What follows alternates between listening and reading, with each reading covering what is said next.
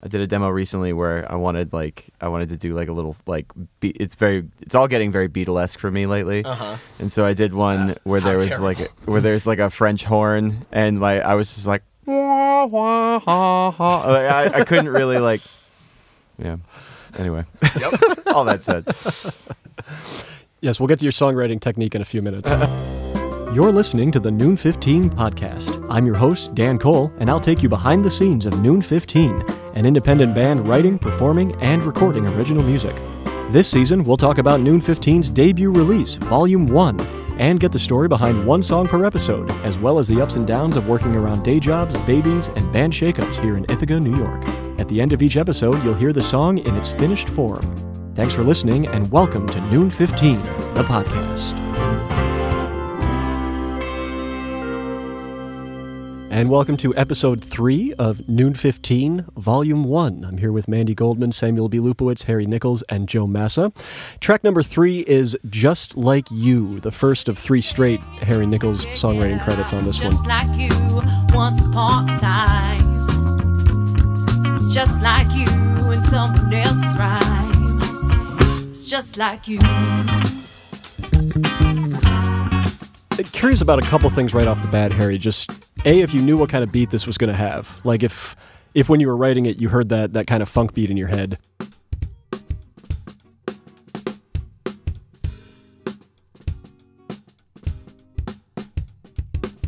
And all those layers and layers of backup vocals.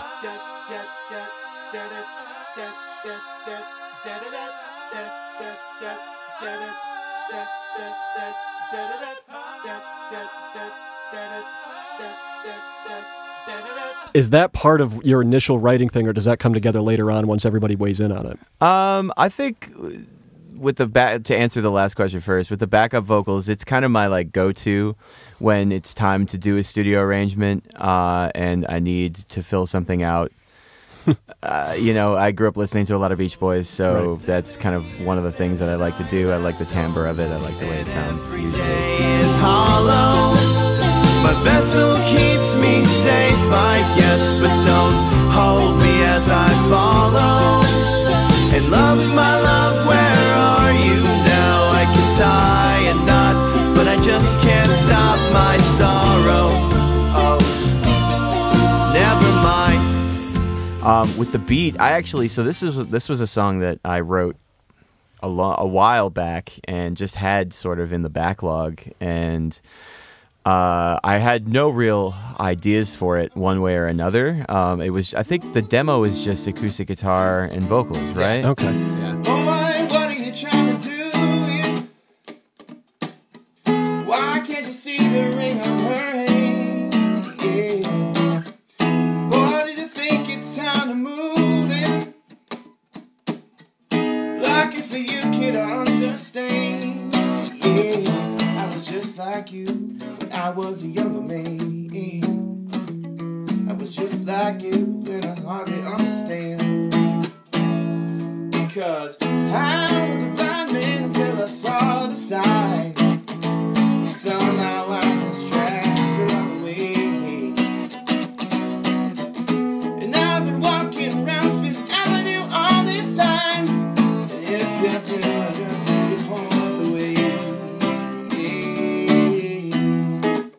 It sounded vaguely funky. It was a different kind of song to a lot of what I typically write in terms of structure and just like chord choice, stuff like that. And so I thought it was kind of a neat opportunity to do something new with a new band. I threw it to these guys, and it just took on its whole own existence, which was really amazing to see.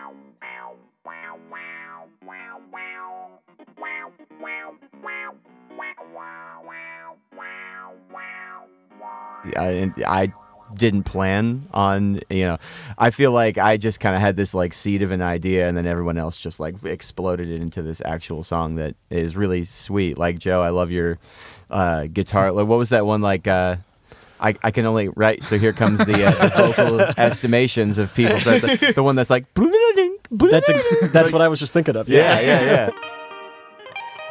Yeah, that's some stock riffs there, some major 7, and fun It's stuff. sweet. So though. we're It's all really just like sweet. rubes. That's what it is. We're all just like, oh my god, that's incredible. Joe's like, it's basic, guys. Well, that's not what I meant. Just fun stuff that plays itself in those voicings that you laid out at the beginning. So I'm not quite sure how to say it exactly. I don't want to say you're like in the background, but you're like through spectrums, for example, you're doing a lot more. Place you never need to be. It's a blessing, but you know the hurt's there. It's not there.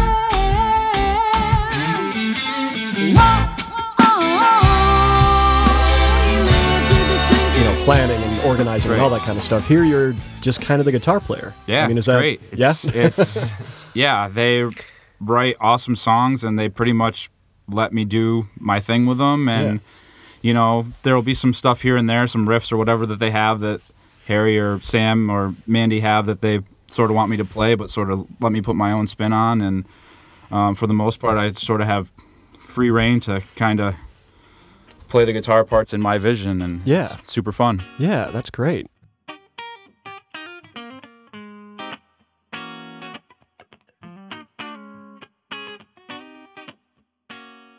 The only thing we couldn't convey was your wild tambourine playing. It's wild. Knew that needed to be there, It but was it good. was really hard. As it's a shuffle, you have to angle the tambourine. It's hard. Like anybody could shake a tambourine around. Actually play the tambourine is kind of hard. It takes some skill for Yeah, sure. yeah. It's You not gotta be as doing easy as that in people church, think. like for decades. What I wanted for this one was that straight up that gospel tambourine style, which is a different kind of wrist motion. Yeah. But I'm like, I did actually learn how to play the tambourine, but I learned in middle school concert band with a bunch of mostly white kids. So it was your more typical left to right rather than the back and forth wrist motion that when you see those people who play church tambourine, it is amazing. It's like who needs a drum kit? Yeah. But I can't do that, but I did manage to do enough to lock into Chris that sounds sort of like that.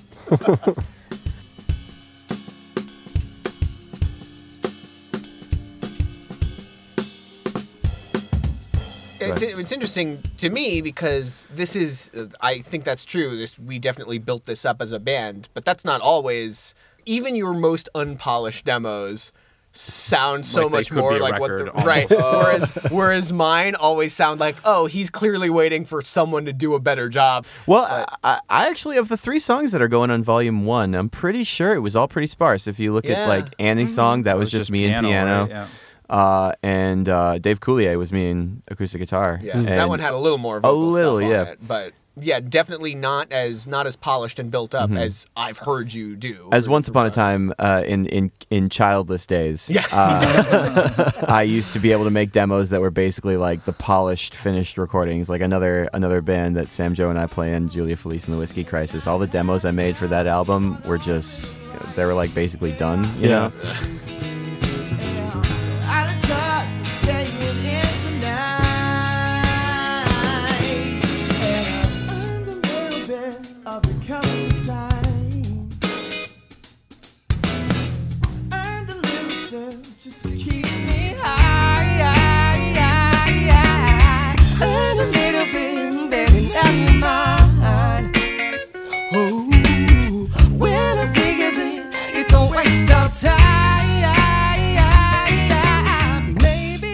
These days, I really only have time to kind of play a couple of chords on either the guitar or piano and whisper because the child is usually asleep at that point. Right. And life goes on. You do what you got to do. Yeah, exactly. So, but it's I really am enjoying. I've always loved collaboration. And I have a lot of ideas, but I usually like it better when other people bring their ideas to it. And so that's something I've really enjoyed about this song and a lot of the other songs on the album.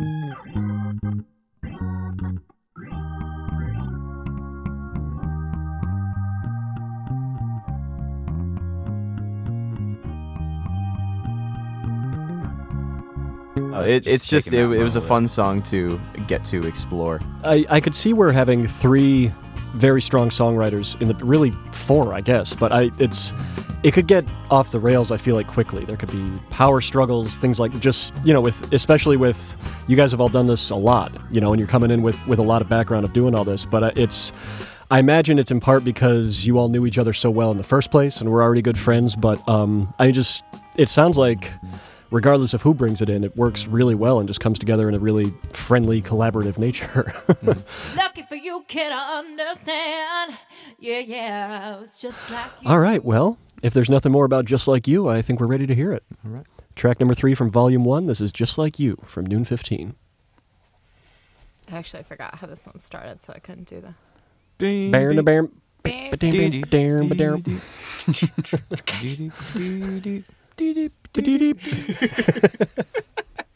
Perfect.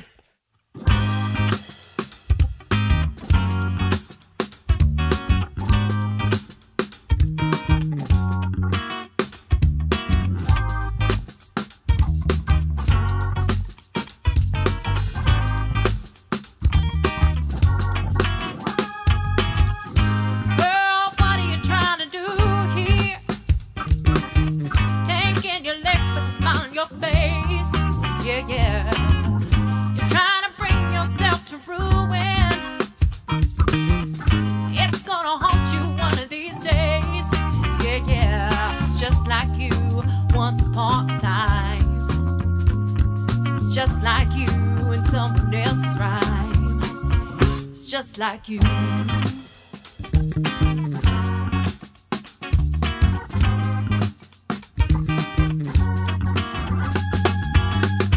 Boy, what are you trying to do here? Why can't you see the ring on her hand? Yeah. Boy, did you think it's time to move in? Lucky for you, kid, I understand. Yeah, it's just like you when I was a younger man.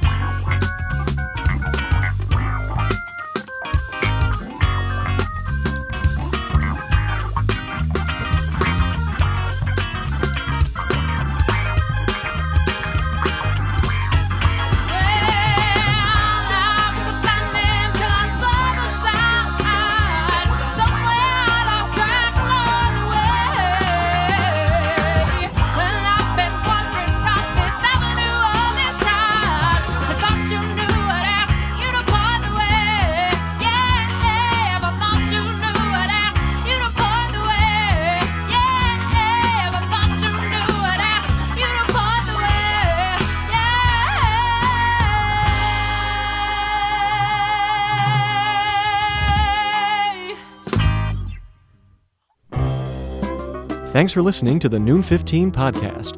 Visit noon15.com to subscribe and for more music, videos, and info on upcoming shows. If you like what you hear, tell your friends and leave us a review on iTunes. Tune in next time for another trip behind the scenes with Noon 15.